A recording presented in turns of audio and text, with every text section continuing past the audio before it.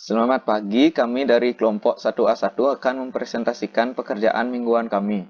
Yang pertama, kami mendapat di sekitar Pasar Intaran Sanur, di mana saya akan menjelaskan isu masalah pandemik COVID-19 yang berada di Kota Denpasar, yang di mana angka kasus COVID-19 di Kota Denpasar sangat meningkat dari awal bulan Maret hingga bulan September ini.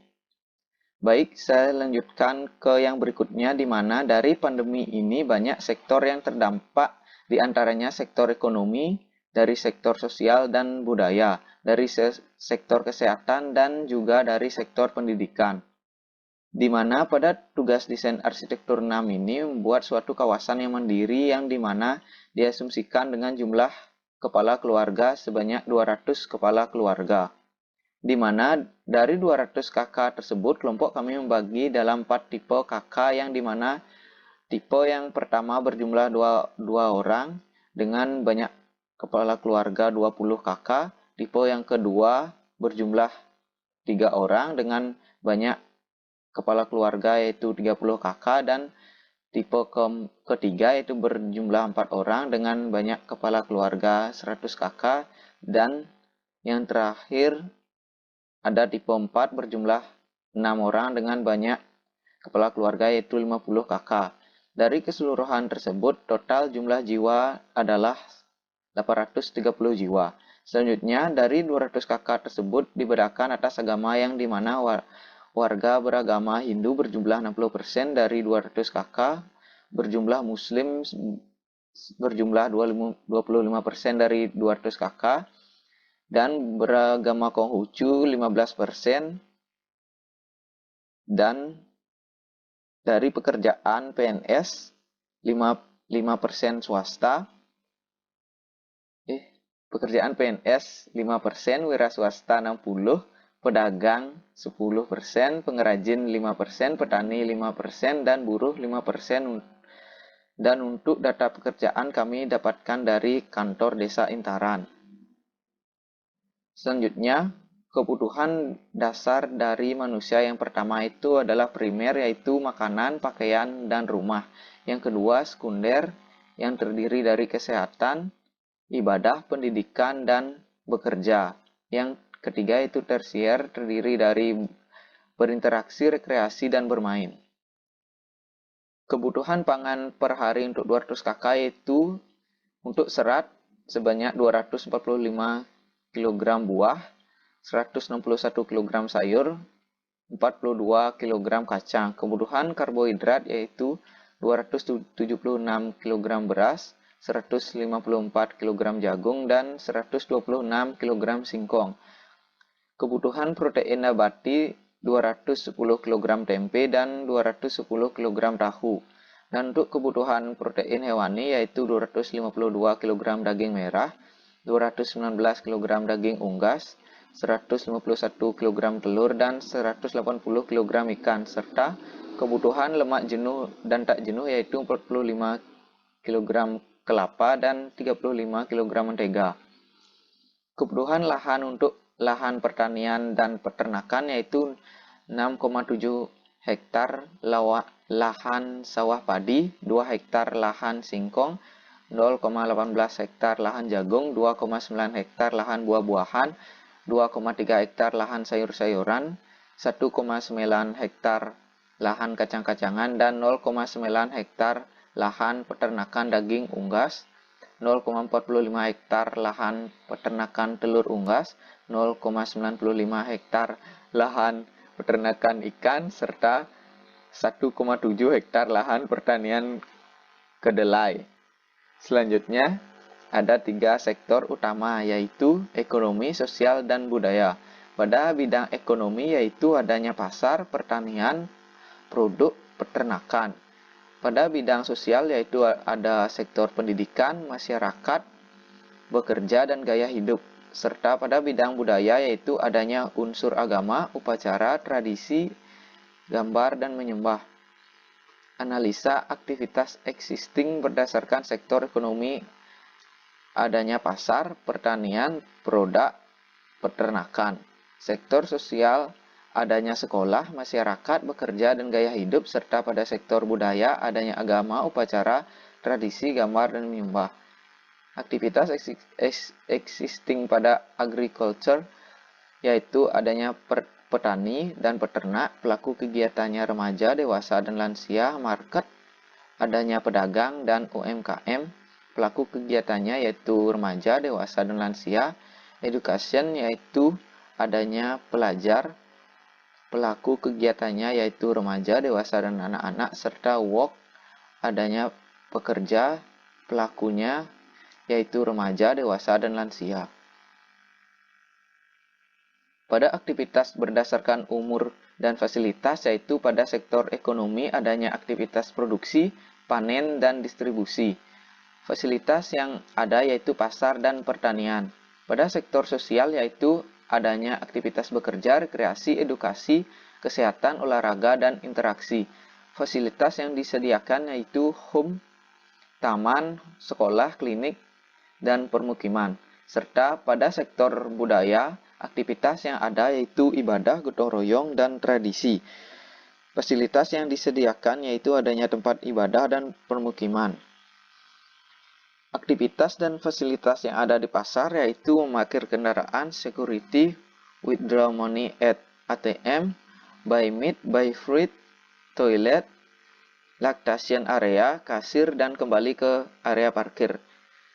Aktivitas dan fasilitas yang ada di puskesmas yaitu memarkir kendaraan, security, konsultasi dengan dokter, menunggu antrean, get treatment with doctor, toilet, mengambil obat, dan kembali ke area parkir. Aktivitas dan fasilitas kantor desa yaitu memarkir kendaraan, village head home, control room, admin room, resepsionis, meeting room, janitor, pantry, warehouse, toilet, dan kembali ke area parkir. Aktivitas dan fasilitas tempat rekreasi yaitu memarkir kendaraan, playground, futsal, gym center, setting apart, volleyball, toilet, dan kembali ke area parkir. Aktivitas fasilitas yang ada di sekolah yaitu memarkir kendaraan, ruang guru, headmaster office, classroom, UKS room, kantin, toilet, dan kembali ke area parkir. Aktivitas dan fasilitas yang ada di tempat ibadah yaitu memarkir kendaraan, untuk memarkir kendaraan di pura untuk Hindu, wudhu area untuk Islam, imbar area untuk Kristen, kelenteng area untuk Buddha, dan sholat area untuk Islam, toilet, TPA, dan kembali ke area parkir. Aktivitas yang ada di sawah yaitu pertama membersihkan lahan, planting sand, give fertilizer, cleaning field land, harvest rice, store in the warehouse. Setelah itu menjual hasil pertanian. Aktivitas yang ada di peternakan yaitu livestock pet, animal feed, cleaning in the gate, egg harvest. Setelah itu menjual daging hasil peternakan, serta aktivitas yang ada di tambak ikan yaitu maintenance of fish sand, feed and fish, cleaning in the fish pool, cleaning in the station channel, and yang terakhir menjual panen ikan. Selanjutnya skenario distribusi pangan pada urban farming, 1000 meter persegi menghasilkan 15 ton padi. Dan selanjutnya 100 meter persegi menghasilkan 500 kg pepaya, 100 meter persegi menghasilkan 100 kg jagung, dan juga lahan 100 meter persegi menghasilkan 300 kg jagung. Pekerjaan diserap ketika pandemi COVID-19 melanda yaitu 1 hektar sawah membutuhkan 12 orang pekerja. Namun pada pertanian di kawasan ini menggunakan urban farming, maka kami mengambil rata-rata yaitu 1 hektar memerlukan 6 orang pekerja. Area padi dengan luas 6 hektar memerlukan 36 tenaga kerja. Area buah-buahan dengan luas 3 hektar memerlukan 18 tenaga kerja. Area sayur kacang dengan luas 4 hektar memerlukan 24 tenaga kerja. Area jagung dan umi dengan luas 2,5 hektar memerlukan 15 tenaga kerja.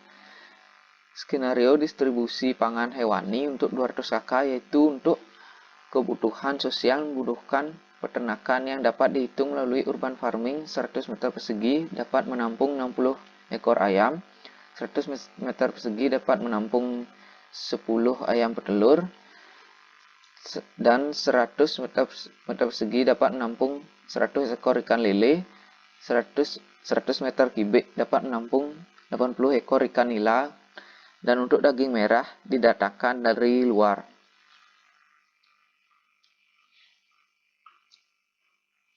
Selanjutnya, ada kebutuhan ruang dari sektor ekonomi yaitu pasar atau market, yaitu mendapatkan area 280 meter persegi, pertanian dengan area 6 haro, peternakan dengan area 2 haro, dan kebutuhan ruang dari sektor sosial yaitu terdapat permukiman dengan area 13,5 haro dan sekolah dengan area 498 meter persegi, rekreasi dengan area 475 meter persegi, dan klinik kesehatan dengan area 30 meter persegi.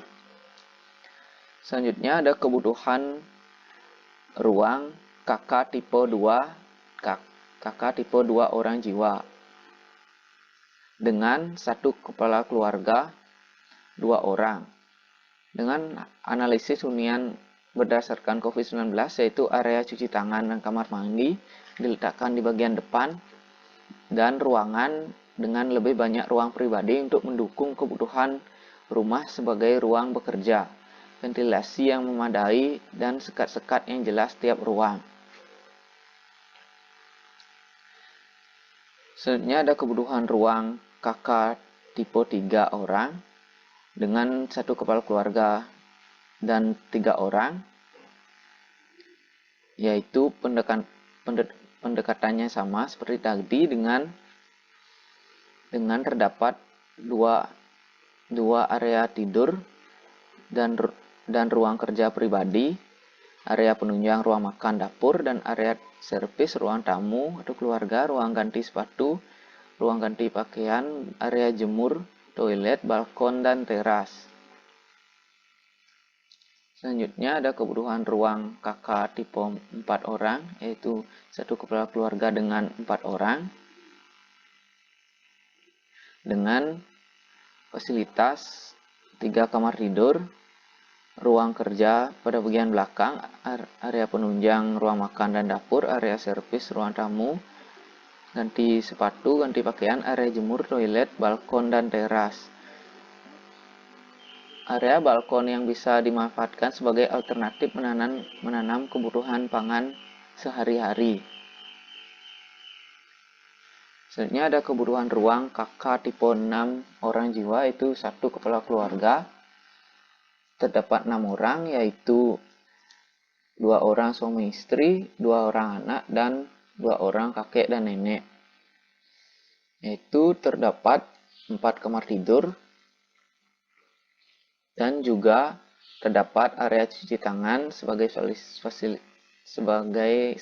dari aktivitas dari luar rumah sebelum masuk ke dalam, dan juga didapatkan area ganti baju dan toilet di depan,